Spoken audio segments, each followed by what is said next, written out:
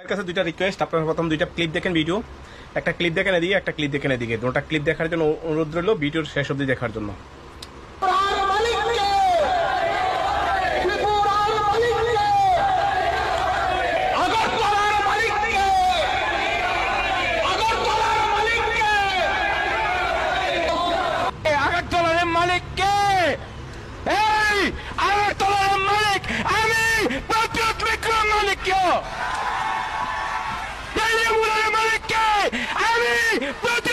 এবার কথা ভিডিওটা দেখছেন, প্রথম ভিডিওটা হচ্ছে আমরা বাঙালি যারা খুব অল্প দিনের মধ্যে তারা খুব বিজেপির মদতে, বর্তমানে বিজেপি সরকারের মদতে তারা খুব চাঙ্গাভাবে সাম্প্রদায়িক দাঙ্গা লাগানোর চেষ্টা করতেছে এই রাজ্যে।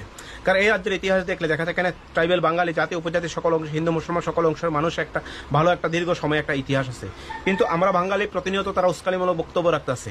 ঠিক আছে, ওই বক্তব্য যে এই যে বক্তব্যটা আছে, এই বক্তব্যের পরিপ্রেক্ষিতে গত পরশুদিন দিল্লি যন্ত্রমন্ত্রে যে আমাদের বুবাগরা যে কইছিল, যে স্পেস দিছিল বা যেটা দিছিল, এইটার নিয়ে সেরা সারা রাজ্যে বাঙালিদের মধ্যে একটা, আমি একজন বাঙালি, বাঙালিদের মধ্যে একটা উস্কানিমূলক বার্তা দেওয়ার চেষ্টা করতেছে এই আমরা বাঙালি নামক থেকে শুরু করে বিজেপির বিভিন্ন সংগঠন। আমি তাদের কাছে প্রশ্ন, যখন আমরা বাঙালি প্রতিনিয়ত একের পর এক সাম্প্রদায়িক উস্কানিমূলক বার্তা দিতেছে, একের পর এক বিভিন্ন বিভ্রান্তমূলক প্রশ্ন করতেছে, জনজাতিকে এই রাজ্যের জনজাতি উপজাতিদের মধ্যে বা জাতি বাঙালির মধ্যে দাঙ্গা লাগানোর চেষ্টা করতেছে, কতজন প্রতিবাদ করছে? নিশ্চয়ই কেউ করছে না। অথচ তাদেরকে বিতর্কতভাবে তাদেরকে উৎসাহিত করতেছেন, অর্থ দিয়ে তাদেরকে সাহায্য করতেছেন, বিভিন্ন ফান্ড দিয়ে তাদেরকে সহযোগিতা করতেছেন। তাদের মূল উদ্দেশ্য এটা। অ্যাকচুয়ালি দেখেন, এই রাজ্যে ইলিগাল মাইগ্রেন্ট যেভাবে হইতেছে, বাংলাদেশের থেকে বহিরাজ্য থেকে যেভাবে হইছে, এই রাজ্যে প্রতিনিয়ত ইলিগাল মাইগ্রেন্টের সংখ্যা বাড়তেছে। এতে কার ক্ষতি হইতেছে? শুধু কি উপজাতি অংশের মানুষের ক্ষতি হইতেছে? নিশ্চয়ই না, বরং সকল অংশের মানুষ যারা এই রাজ্যের স্থানীয় মানুষ তাদের ক্ষতি হইতেছে। আমাদের আগামী ভবিষ্যৎ খুবই কঠিন। আমাদের আগামী ভবিষ্যৎ চাকরি বাকরি থেকে শুরু করে সরকারি সুযোগ সুবিধা শিখে সব থেকে বঞ্চিত হইতেছে।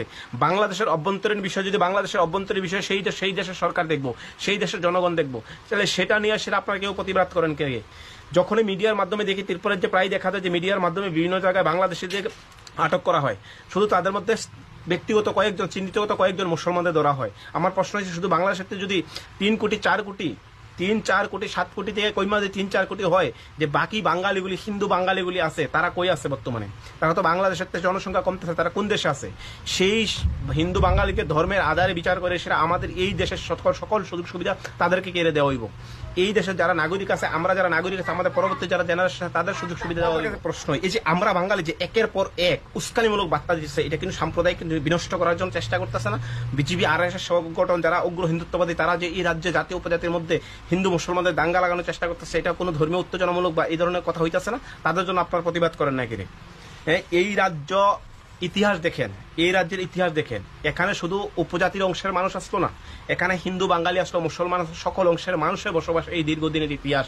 তাহলে সেখানকার যারা বহিরাগত যারা আইছে, যারা অন্য দেশের থেকে এসে এই রাজ্যে বসবাস করতেছে, যারা আপনার রেশন নিতেছে, আপনার চাকরি বাকরির সুযোগ সুবিধা নিতেছে, তাদেরকে কি আপনার জায়গা দিবেন? শুধু ধর্মের আধারে বলে জায়গা দিবেন? যদি ধর্মের আধারে যে জায়গা দিতে চান, তাহলে আপনার ঘরের সম্পত্তি যেটা আছে, আপনার যে সম্পত্তি আছে, সেই সম্পত্তি দিয়ালান না, অসুবিধা কিটা?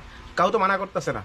তাহলে এইভাবে যে শুধু রাজা কইছে দীক্ষা, শুধু মহারাজ বুবাগরা এই কথা কইছে দীক্ষা, এইটা নিয়ে এসে সারা রাজ্যের মানুষ যারা প্রতিনিয়ত এই ধরনের স্টেটমেন্ট দিতেছে, যে কোনো কিছু হইলে জাতি উপজাতির মধ্যে দাঙ্গা লাগানোর চেষ্টা করতেছে, প্রতিনিয়ত হিন্দু মুসলমানদের দাঙ্গা লাগানোর চেষ্টা করতেছে, এটা প্রতিহত করার দরকার না? এই রাজ্যে যারা প্রকৃত অর্থে মানুষ, যারা এই রাজ্যের সন্তান, যারা এই দেশের সন্তান, যারা এই দেশের জন্মবাসী, যারা এই দেশের ভালোবাসে, তারা কখনো শান্তি সম্প্রীতি ঐক্য নষ্ট করতে চায় না। যারা বহিরাগত আছে, যারা অন্য দেশের থেকে, বাংলাদেশের থেকে, মায়ানমার থেকে, পাকিস্তান থেকে আইসে এই রাজ্যে ধর্মের আধারে সহানুভূতি দেখাই এসে আমরা স্থান দিতেছি, তারা এই রাজ্যের ঐক্য নষ্ট করার চেষ্টা করতেছে। ঠিক আছে, তাহলে 184 জন রাজা কে আসলো? যখন ব্রিটিশ এই ভারতবর্ষ, যখন মুঘল সাম্রাজ্য থেকে শুরু করে যখন ব্রিটিশরা শাসন করত, তখনকার তো এই রাজ্যের রাজারা ইতিহাস, তারা এই রাজ্য শাসন করত, এই রাজ্যের দেখশন করত। এই রাজ্য তখন একটা স্বাধীন দেশ আসলো 1949 সালে, যখন এই ভারতের সাথে যুক্ত হয়েছে, তখনকার এই রাজতন্ত্র শেষ, গণতন্ত্র আইছে। তাহলে আজকে আমরা গণতন্ত্রের ভিতরে কতটুকু আমরা আস্থাশীল, গণতন্ত্র আমরা কতটুকু অধিকার পাইতেছি? তাইলে সেই জায়গায় আইসিরা বাংলাদেশে হিন্দুদের উপর নির্যাতন হইতেছে, পাকিস্তান হইতেছে, তাদের অভ্যন্তরীণ বিষয় সেখানকার সরকার দেখবো। আমাদের বিষয়ে, আমাদের দেশে হয়তো মুসলমান নির্যাতন হইতেছে, আমাদের দেশের বিষয়টাকে দেখবো। শুধু রাজা একটা কথা কইছে যে কে এটা উস্কানিমূলক কথা হয়েছে, এই ধরনের কথা হয়েছে। আপনারা যে কইতাছেন, এই যে কথাগুলি কইতাছেন, এগুলি কি শুভবুদ্ধি সম্পূর্ণ মানুষ এগুলো দেশের কন্যালে দেশের হিতে কাজ করতেছে? তাহলে সাম্প্রদায়িক যেটা, সেটা দুটোটাই সাম্প্রদায়িক। আমরা এই রাজ্যের মানুষ, সকল অংশের মানুষ, সকল জাতি ধর্ম বর্ণ নির্বিশেষে সকল অংশের মানুষ, আমরা এই দেশের নাগরিক, আমরা এই দেশের সন্তান, এই রাজ্যের সন্তান, এই দেশের মালিক আমি আপনি সবাই। সেখানে জাতি উপজাতি ভেদাভেদ করে, সে হিন্দু মুসলমান ভেদাভেদ করে সে কখনো সেটাকে একটা সুন্দর উন্নয়নমূলক রাজ্য হিসেবে গঠন করতে পারতেন না। তাইলে আপনারা যারাই এই বিভ্রান্তিমূলক প্রশ্ন করে, যারা এই বিভ্রান্তিমূলক উস্কানিমূলক সোশ্যাল মিডিয়াতে স্টেটমেন্ট দেয়, তাদেরকে আমরা এনকারেজ করি, তাদেরকে আমরা বিভিন্নভাবে, এই দেখেন এই যে গৌরাঙ্গ দাস নাকি নামে একজন আছে, হ্যাঁ নিশ্চয়ই, হ্যাঁ উনি যেভাবে বক্তব্য রাখতেছে সোশ্যাল মিডিয়াতে, যেই ধরনের উস্কানিমূলক মন্তব্য দিতেছে, যেভাবে দিতেছে, সেগুলি একটা সময় বিরাট আকার ধারণ করতে। উনি আবার কইছে কিটা ভূভাগরা নাকি কিংবা তিপ্রামতা সুপ্রিমো নাকি চেষ্টা করতেছে যে গণহত্যার যে পরিকল্পনা এটা পুনরাবৃত্তি ঘটানোর জন্য। তাইলে যদি উনি যদি চেষ্টা করতেছে সেটা করার জন্য, আপনি কি করতেছেন?